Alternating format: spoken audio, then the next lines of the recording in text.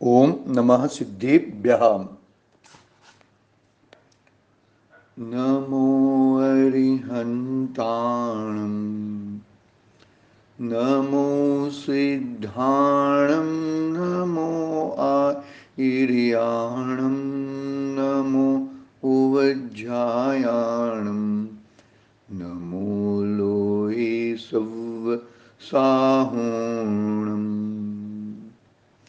मंगलम भगवान वीरो मंगलम गौतमो गणी मंगलम कुंदार्यो जैन धर्मोस्तु मंगलम सर्वमंगल्यमंगल्यं सर्वकल्याणकारकम् प्रधानं सर्वधर्मानं जैनं जयतु शासनम्। यस्य स्वयं स्वभावापि प्रभावे कृत्स्नकर्मणं तस्मै संज्ञाय रूपाय नमोस्तु परमात्मने नमोस्तु परमात्मने नमोस्तु परमात्मने। चेतिले चेतन चेत्या वीना केम चालसे। महासमर्थ आचार्य देव पूज्यपाद स्वामी का ये महान ग्रंथ इष्टोपदेश मात्र 51 गाथा का ग्रंथ सागर में घाघर बहुत ही आत्मस्पर्शी चर्चा, बहुत ही क्या कहें कि इस वस्तु को मैं कैसे पाऊं, इसकी तीव्र उत्कंठा इस ग्रंथ में आचार्य श्री बताई है। एकमात्र पढ़ने मात्र से नहीं, उस रूप परिणति करने से भाई ये चीज मिलती है। एकमात्र पढ़ लिया और काम हो गया ऐसा नहीं है।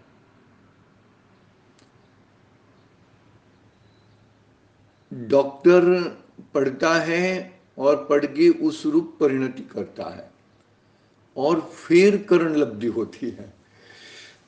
देशना लब्धि है, प्रयोग में लाओ और प्रयोग में लाके करण लब्धि तक पहुंचो। अव्रत किसे कहे, प्रश्न आया था कल, उसका थोड़ा निराकरण कर लेते हैं कि अव्रत जो हिंसादि 5 पाप हैं उसमें प्रवृत्त रहना, उसे अपना मानना, उसमें हर्ष मानना, उसमें खेद मानना, हिंसा की और हर्ष मानना, हिंसा हुई और खेद मानना, दोनों चीज समझ लेना। वो सब अनात्म भाव है। हिंसा कितनी कही, भाव हिंसा द्रव्य हिंसा की बात नहीं है। यहां पर 4 प्रकार की हिंसा कही ना, संकल्पी हिंसा, उद्योगी हिंसा, आरंभ हिंसा और विरोधी हिंसा कही ना। तो संकल्पी हिंसा तो किसी को नहीं होनी चाहिए, यानी कि जीव मात्र को संकल्पी हिंसा नहीं होनी चाहिए। विरोधी हिंसा ठीक है भाई, मंदिर का, अपने परिवार का, अपने घर का यदि कोई करने के लिए आया है तो विरोधी हिंसा ठीक है। ठीक है मतलब ओके, उसमें बंधन तो होता ही है, बंधन अनंतानुबंधी मिथ्यात्व वाला है, तो बंधन तो है ही, जबरदस्त बंधन है। लेकिन अनंतानुबंधी और मिथ्यात्व हट गया है तो उसको बंधन होते हुए भी कम बंधन है। उद्योगी हिंसा, ऐसे उद्योग नहीं होने चाहिए, ऐसे उद्योग नहीं होने चाहिए। जैसे कि हमारा उद्योग है केमिकल का, वो केमिकल का उद्योग ऊपर से नीचे तक दिखता है पाप का ही है। चमड़े का वस्तुओं का उद्योग नहीं होना चाहिए। निरंतर उसमें जिसका चमड़ा हो, ऐसे इस जाति की जीव निरंतर अमूर्छन जीव निरंतर पैदा होते रहते हैं।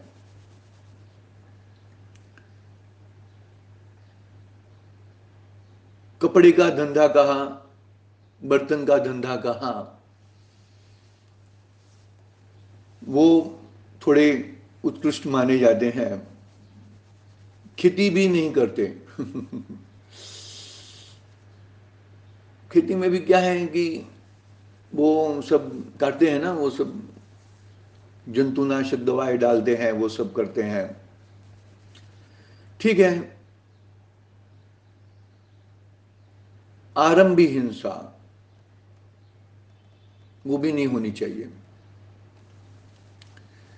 तो ये इसको रहना, उसमें रचपच रहना, उससे ही मेरा कार्य होता है, यही यही मैं करने वाला हूं, कर्ता बुद्धि का भान के साथ, वो अनात्म भाव है।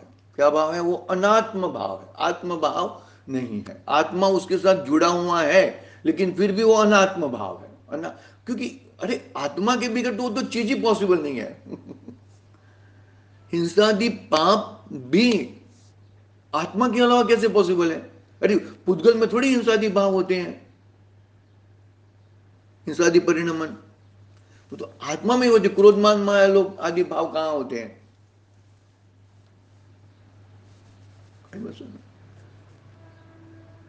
वो यदि वो पांच पाप कहे ना, वो पांच पापमय प्रवृत्ति, उसकी कर्ता बुद्धि का भान सहित जो भाव है वो अनात्म भाव है, यानी कि अव्रत के भाव है। और हिंसादि पांच प्रवृत्ति से निवृत्ति, कर्ता बुद्धि के से निवृत्ति, सम्यक दृष्टि भी युद्ध करते हैं लेकिन कर्ता बुद्धि का भान नहीं होता। कर्ता बुद्धि, ये विरोधी हिंसा रामचंद्र जी ने की ना रावण जी के साथ, विरोधी हिंसा की, उसका बंधन है लेकिन सम्यक सहित है। अनंतानुबंधी मिथ्यात्व वाले जीव को तो संकल्पी ही हिंसा होती है, याद रखना ये चीज। उसको तो हर चीज में संकल्प, ये इससे यही होएगा, ये मुझे ही करना है, ये मैं करूंगा, उसको हमेशा संकल्पी ही हिंसा होती है। प्रश्न आया था ना, उसके कारण हम लोग ये थोड़ी बात कर रहे हैं, अनात्म भाव और आत्म भाव। कर्ता बुद्धि का भान नहीं होना, सहज भाव होना, वो आत्म भाव है। वो आत्म भाव वही व्रत है, और वही आत्म भाव से जीव मोक्ष जाता है। यदि मोक्ष नहीं जा सका तो वो जीव स्वर्ग तो यूं ही चला जाता है। आई बात समझ में? वो चौथी गाथा आ गई अपनी, तीसरी और चौथी गाथा दोनों बात आ गई। समझना भाई, थोड़ा प्रैक्टिकल बनना, थोड़ा ये चीज हमें आचार्य देव बता रहे हैं, लेकिन ये चीज हमने शब्दों में कर ली है, तो क्या हम उससे छूटे पड़ सकते हैं? क्या हम उससे हम अलग हो सकते हैं? क्या हम उसकी वो चीज को हम प्रयोग में ला सकते हैं? क्या हम हमको देशना मिली है, आचार्य देव ने हमें देशना दी है, इष्टोपदेश के माध्यम से, तो क्या हम वो चीज को प्रयोग में ला सकते हैं? क्या हम वो चीज को प्रयोग में लाके करण लब्धि तक पहुंच सकते हैं क्या? तो ही ये जिनवाणी का स्वाध्याय सार्थक या प्रयोजनभूत कहा जाता है। समझ में आ रहा है भाई? कठिन नहीं है मार्ग, कठिन कर दिया है हमने, कठिन मार्ग नहीं है ये।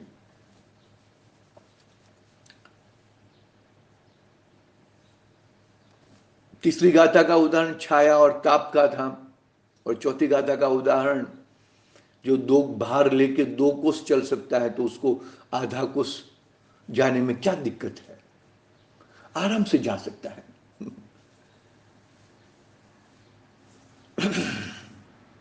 इतने उदाहरण हमारे आचार्य देव विचिक्षण लक्षण बुद्धि वाले बहुत तेजस्वी है।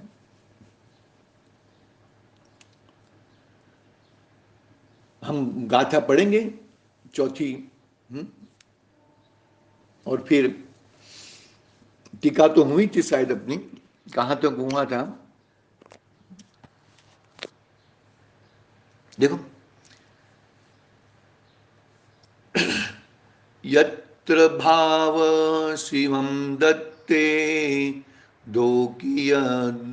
दूरवर्तिनी यो नयत्याशु गव्यत्तिं कोशार्धे किं स सीदति।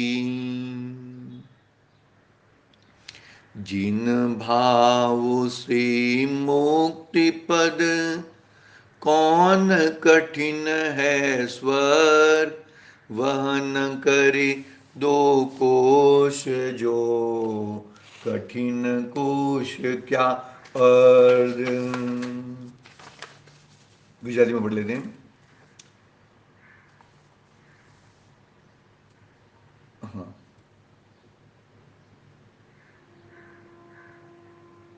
आत्मभाव थी मोक्ष जा त्या स्वर्ग सुदूर,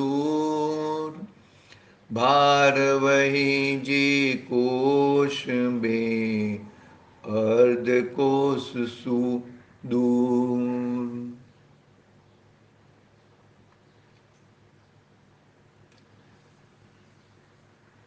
इसमें गुणभद्राचार्य देव का आत्मानुशासन के 2 श्लोक यहां पर लिखे हैं टीकाकार ने।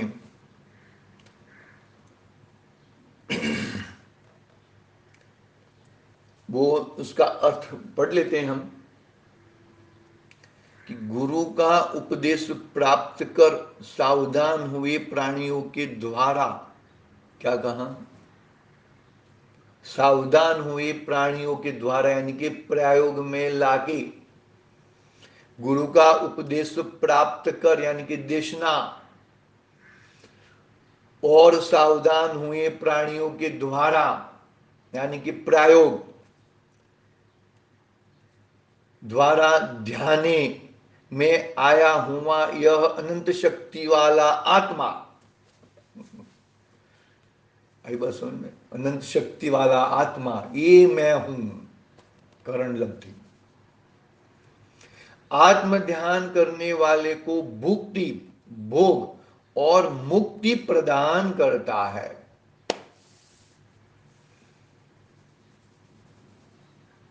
जिनवाणी का उपदेश, तीर्थंकर प्रभु का उपदेश, आचार्य देव का उपदेश, ध्यान में प्राणियों द्वारा, प्राणियों यानी कि जीवात्माओं के द्वारा सब आ गए, चारे गतियों के जीव आ गए, संधि पंचेंद्रिय बाहर की कंडीशन सिर्फ, बाकी चारे प्राणियों आ गए। प्राणियों द्वारा ध्याने में आया हुआ यह अनंत शक्ति वाला आत्मा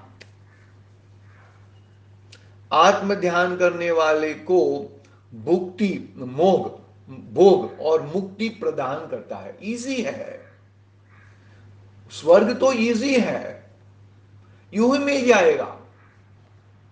व्रत कहे ना, आत्म भाव व्रत, देखो, श्रावक के अणुव्रत होते हैं, अणुव्रत आदि होते हैं, 5 अणुव्रत, अहिंसा अणुव्रत, औचौर्य अणुव्रत, ब्रह्मचर्य अणुव्रत, परिग्रह, अपरिग्रह अणुव्रत नहीं, परिग्रह प्रमाण, श्रावक को परिग्रह होता है, परिग्रह का प्रमाण रहता है। सत्याणुव्रत वो श्रावक के हो गए, और महाव्रत किसके हो गए? मुनिराज के हो गए। तो गुरु के उपदेश के द्वारा ये व्रतों को ग्रहण करके आत्मानुभाव के साथ, आत्म भाव के साथ व्रतों के ग्रहण किए हुए हैं, उसे भुक्ति यानी कि स्वर्ग तो यूं ही मिल जाता है। लेकिन उसकी चाह तो मोक्ष जाने की है। यदि उसको चाह, उसकी भक्ति आत्म भाव पूर्ण नहीं होता तो स्वर्ग तो यूं ही मिल जाता है। स्वर्ग के लिए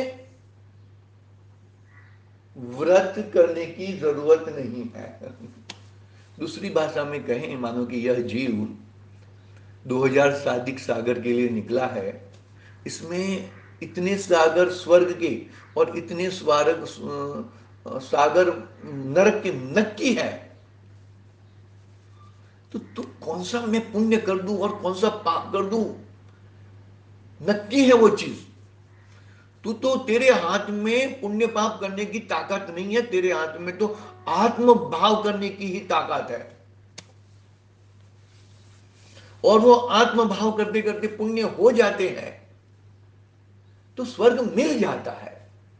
लेकिन तू आत्म भाव को ही प्रधानता दे और किसी को तू प्रधानता मत दे। आचार्य देव का एक कथन है, आई बात समझ में? समझ लेना जो प्रश्न जिसका है ऐसा। 197 पढ़ लेते हैं आत्मानुशासन का। यह आत्मा अरिहंत और सिद्ध के रूप में चिंतन करने में, ध्याने में आने पर चरम शरीरी को मुक्त प्रदान करता है और उसके ध्यान के साथ पुण्य उपार्जित करने वाले अन्य को वह भुक्ति अर्थात स्वर्ग चक्रवर्ती को भोग इत्यादि प्रदान करता है।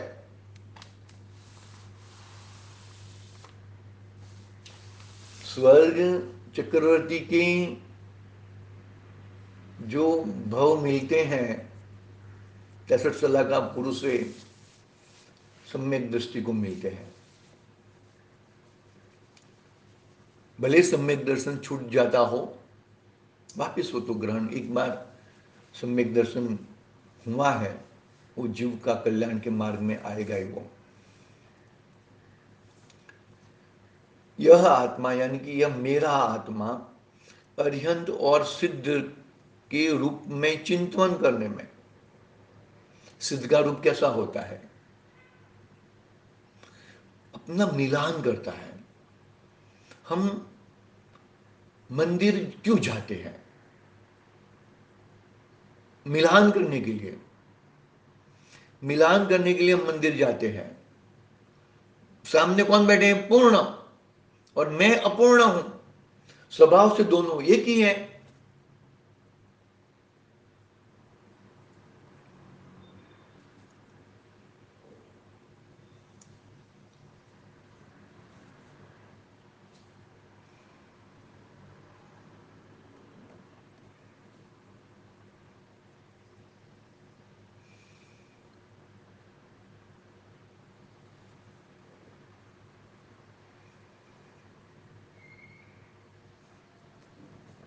भाई बस में देखो, दूसरी जगह भी चला गया तुम्हें।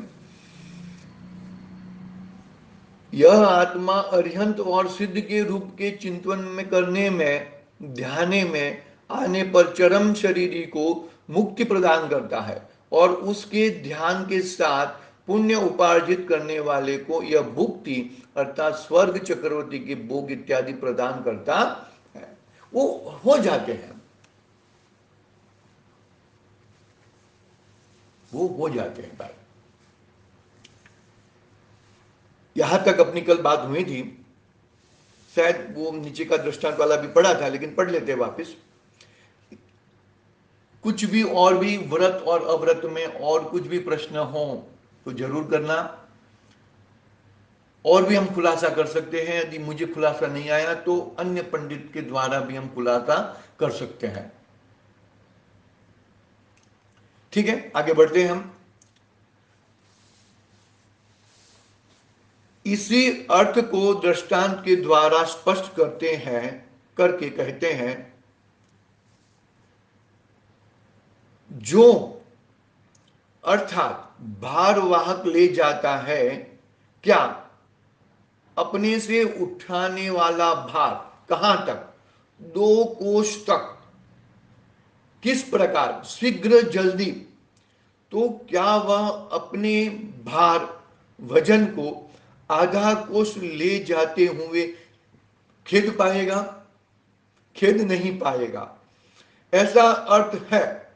क्योंकि महाशक्ति में अल्प शक्ति का भली भांति घटित होता है।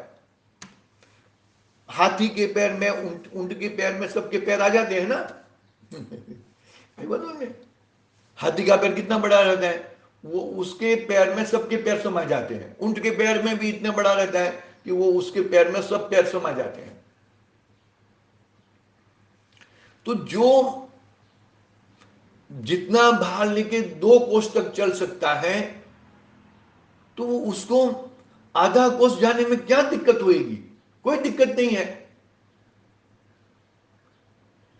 ऐसा अर्थ है क्योंकि महाशक्ति में अल्प शक्ति का समावेश भली भांति घटित होता है, अर्थात महाशक्ति वाले को अल्प शक्ति सहज की होती ही है। महाशक्ति वाले को अल्प शक्ति सहज ही होती है। बस अर्जुन का याद आता है ना, अपने रामचंद्र जी का जो धनुष उठाया था, तो वो धनुष उठाया था इतना भार वाला कि जो अन्य कोई नहीं उठा सकता था, तो इन्होंने उठा लिया। तो उससे वो उठा लिया, मानो कि इतना भार वाला धनुष, तो उससे कम भार वाला तो यूं ही उठा लेंगे। बात समझ में आ रही है कि नहीं आ रही है? जो जीव मोक्ष जा सकता है, तो मोक्ष तो उसके, स्वर्ग तो उसके पहले है, तो वो आराम से जा सकता है। मतलब तेरा देखो, आत्म भाव बहाने से तेरे को दोनों, 2 चीज का प्रॉफिट हो सकता है। तेरे को मोक्ष मिल सकता है। यदि मोक्ष नहीं मिला तो स्वर्ग तो तुझे यूं ही मिल जाएगा। इसका मतलब यह है कि तू आत्म भाव ही बा, अनात्म भाव मत भाव।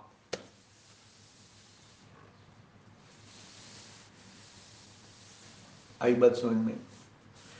इसका मतलब यह है कि तुझे स्वर्ग जाने के लिए भी तुझे आत्म भाव ही भाना अति आवश्यक है। अखंड पुण्य की बात चल रही है भाई यहां पर।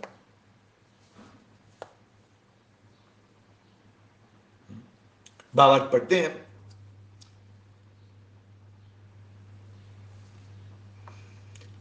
जिस शुद्धोपयोग रूप आत्म परिणाम में मोक्ष सुख प्राप्त करने की सामर्थ्य है, उस भूमिका में सहचर शुभ राग के से स्वर्गादिक की प्राप्ति सहज हो जाती है। सहज हो जाती है भाई। ज्ञानी को कहा ना कि ज्ञान धारा और कर्म धारा, शुभ राग है वो कर्म धारा है, और ज्ञान धारा तो रहती है अंदर, लेकिन ज्ञान धारा पूर्ण नहीं हो पाती। शुभ धारा तो है ही, तो शुभ धारा, शुभ कर्म धारा तो है ही, तो वो कर्म शुभ कर्म रूप है, और शुभ कर्म से तो स्वर्ग तो यूं ही मिलने वाला है। जिस शुद्धोपयोग रूप आत्म परिणाम में मोक्ष सुख प्राप्त करने की सामर्थ्य है, उस भूमिका में सहचर शुभ राग से स्वर्गाधिक की प्राप्ति सहज होती है। जो मनुष्य एक मन यानी कि 40 किलो वजन 2 कोष तक ले जा सके इतनी शक्ति वाला है, तो क्या वह इतना वजन आधे कोष तक ले जाने में थक जाएगा? नहीं थकेगा। इसी प्रकार जिस जीव ने पूर्णता के लक्ष्य से मोक्ष सुख के लिए पुरुषार्थ किया है, क्या उसको स्वर्गाधिक की प्राप्ति कठिन है? नहीं है, वह सुलभ है। आई बात समझ में? कितनी आचार्य देव, टीकाकार, भावार्थ लिखने वाले कितनी अच्छी तरह से समझाते हैं हमें। लेकिन ये मूढ़, बहुत बड़ी गाली है मूढ़ बोलना, बहुत बड़ा अपशब्द है, बहुत भारी अपशब्द है वो हमारे लिए। ज्ञानी है, ज्ञानवान है और मूढ़वान रहता है, कहां कहां ये मेल खाता है उसका? किधर भी मेल खाता नहीं है। आगे, जो जीव चरम शरीरी है अर्थात उसी भव से मोक्ष प्राप्त करने की योग्यता वाला है, वह तो आत्म ध्यान आदि के उग्र पुरुषार्थ द्वारा मोक्ष पाता है। किंतु जो जीव अचरम शरीरी है अर्थात उसी भव से मोक्ष प्राप्त नहीं कर सकते हैं, वे अरिहंत सिद्ध से निजात्मा का ध्यान करके उस भूमिका में पुण्य उपार्जित करते हैं। उसके फल रूप में स्वर्ग, चक्रवर्ती आदि की विभूति प्राप्त होती है। देखो, कर दिया। जो चरम शरीरी है वो तो अपना आत्म ध्यान करके पूर्ण कार्य करके मोक्ष चले जाने वाले हैं। लेकिन जो अचरम शरीरी है, जिनका भव अभी बाकी है, जिनका भव बाकी है, जिनकी साधना पूरी नहीं हो सकती है, तीर्थंकर आदि को देख लेते हैं हम, 10-10 भव तक देखते हैं। अरे जितने भी महापुरुषों हुए हैं उनके आगे के भव देखो, सब आत्म ध्यान में वाले ही होते हैं, आत्म भाव वाले ही होते हैं। 10-10 भव तक तीर्थंकर महाराज आत्म ध्यान रहते हैं। पारसनाथ भगवान का जीव 10-10 भव तक, यानी कि हाथी के भव में, मूढ़ बुद्धि से हाथी का भव बने ना, तो हाथी के भव में उन्हें क्या प्राप्त हुआ? सम्यक दर्शन की प्राप्ति हुई अरविंद महाराज के देशना से। तो वो कितने भव तक, पारसनाथ का भव और उसके भव के बीच में 9 भव आ चुके। बस में तो वो तो, अरे भाई वो आत्म ज्ञान ही करते थे। आई बात समझ में? हर समय क्रोधादि नहीं करते थे। अरे वो सर्प ने काट डाला, समझता नहीं है मैं इधर खुबा हुआ हूं, अरे तीर से मार डाला, पूरा अजगर गल जाता है, अरे समझता नहीं है उसको मैं मुनिराज हूं, मुनिराज के ऊपर उपसर्ग उसका मारने से तुझे कितना पाप लगेगा? कोई परिणाम नहीं भाई। वो चीज मेरी नहीं है, तुझे चाहिए तो तू लेके जा। ऐसे ऐसे परिणाम, एकदम सहज परिणाम, आत्म ध्यान वाले परिणाम।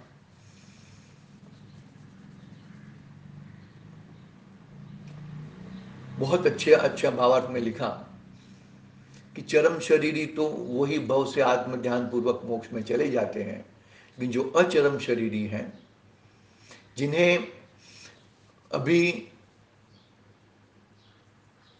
पूर्ण स्वभाव की प्राप्ति नहीं हो रही है, ऐसे जीव को आत्म ध्यान ही बाधाते हैं।